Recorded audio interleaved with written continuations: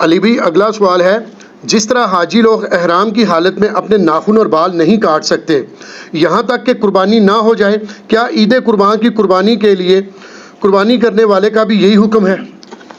اس درجے میں تو نہیں ہے جو احرام کی پابندیاں ہیں۔ احرام کی پابندیوں میں تو آپ میاں بیوی کا جو تعلق ہے وہ بھی قائم نہیں کر سکتے، اور نہ تو ضروری بال، نہ غیر ضروری بال، نہ ناخن یا مونچھوں کو تراشنا، کچھ بھی نہیں کر سکتے جتنے دن آپ نے احرام پہنا ہوا ہے۔ حج تمتع میں تو وہ چند دن کی پابندی ہے، لیکن حج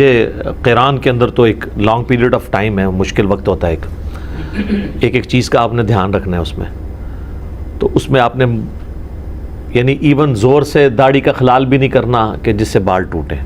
ٹوٹ جائیں گے، تو یہ نہیں کہ دم واجب ہو جائے گا۔ دم واجب ہوتا ہے جب بہت زیادہ کوئی بال ریموو کر دے سر کے یا داڑھی کے، وہ کھاڑ دے۔ تو حاجی کے لیے تو یہ ریسٹرکشن ہے احرام کی حالت میں، اور یہ فرض کے درجے کے اندر ہے، اس کی احرام کی پابندیوں کا حصہ ہے۔ رہے عام عید قربان والے، تو اس کے بارے میں صحیح مسلم میں اوپر تلے کئی احادیث ہیں کہ نبی علیہ السلام نے فرمایا کہ جس کا قربانی کا ارادہ ہو اور ذوالحجہ کا چاند نظر آ جائے، اس وقت سے لے کے اس کا جانور قربان ہونے تک وہ اپنے جسم اور کھال سے کوئی چیز ریموو نہیں کر سکتا۔ اور مسلم شریف میں آگے حدیث میں پھر آپ علیہ السلام نے اس کو بریف کیا ہے کہ کھال سے ریموو کرنے سے مراد بال ہیں، جسم سے ریموو کرنے سے مراد ناخن ہے، نہ مونچھیں پست ہو سکتی ہیں، نہ شیو کوئی کر سکتا ہے، نہ داڑھی چھوٹی کروا سکتا ہے، نہ زیر ناف بالوں کو صاف کیا جا سکتا ہے۔ یہ ساری پابندیاں آپ نے کرنی، یہ سنت ہے۔ غیر حاجی کے لیے واجب نہیں، سنت ہے، اور وہ بھی اس کے لیے جو قربانی کر رہا ہے۔ تو ظاہر ہے قربانی جب وہ کر رہا ہے پورے گھر کی طرف سے، تو پورے گھر میں جتنے بالغ ہیں ان کو یہ پابندی سے گزرنا پڑے گا، ان کو یہ پابندی کرنی ہوگی۔ اس لیے آپ دیکھتے ہیں کہ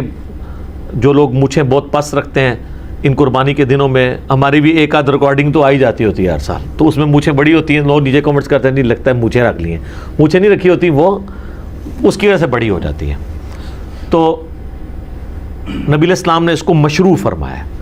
حتیٰ کہ یہاں تک آیا سنن نسائی کے اندر، المستدرک للحاکم کے اندر، سنن ابی داؤد کے اندر، امام حاکم نے بھی صحیح کہا، امام ذہبی نے بھی موافقت کی ہے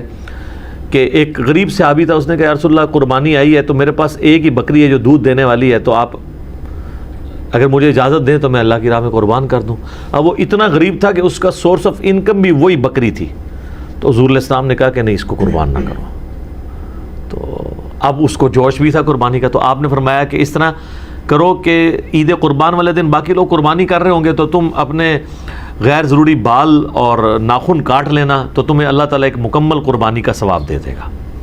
یہ ایک بہت بڑی ایک سمجھ لیں اللہ کی طرف سے ہمیں نعمت دی گئی ہے۔ جو لوگ قربانی کی استطاعت نہیں رکھتے تو وہ بھی یکم ذوالحجہ سے لے کر 10 ذوالحجہ تک اپنے جسم سے بال اور ناخن نہ کاٹیں، اور جیسے ہی قربان گاہ میں پہلی قربانی ہو اس کے بعد وہ ناخن اور بال کاٹ لیں تو ان کو پوری قربانی کا ثواب مل جائے گا۔ اور جو دوسرا حاجی ہے نا، جو عام قربان کرنے والا ہے، اس کا جب تک اپنا جانور قربان نہیں ہوتا وہ اپنے بال ریموو نہیں کر سکتا۔ اسی طریقے سے حاجی بھی جب تک وہ اپنا جانور قربان نہیں کرتا وہ اپنے جسم کے بالوں کو اور ناخنوں کو نہیں کاٹ سکتا۔ تو یہ یعنی اس اعتبار سے پابندی سنت کے درجے میں ہے۔ عام جو قربانی عید کی ہے حاجیوں کے لیے یہ فرض کے درجے میں ہے، اور وہ اگر جان بوجھ کے بال ریموو کر دیں گے، ایک اچھا خاصا حصہ کو مونچھیں مونڈ دیتا ہے، تو پھر اسے پھر ایک دم دینا پڑے گا، یعنی ایک جانور حرم کی حدود کے اندر قربان کرنا پڑے گا۔ باقی ایک حاجی نے یوں ہاتھ پھیرا، اسے یاد نہیں تھا، یا وہ سر پہ ہاتھ زور سے پھر گیا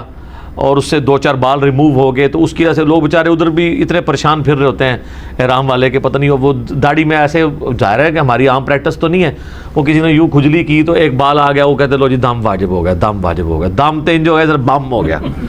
اوتے تو دم بم بھی ہے نا، ظاہر ہے ایک بکرا دینا پہ جائے گا۔ تو یہ دم بم اس کے لیے بنے گا جس نے یعنی مونچھیں پوری ریموو کر دیں، یا سر کے اچھے خاصے بال شیو آف کر دیے، یا مشین پروا دی، یا آدھی داڑھی مونڈ دی، یا خط کروا لیا، اس کے لیے۔ یہ جو 2-4 بال ہیں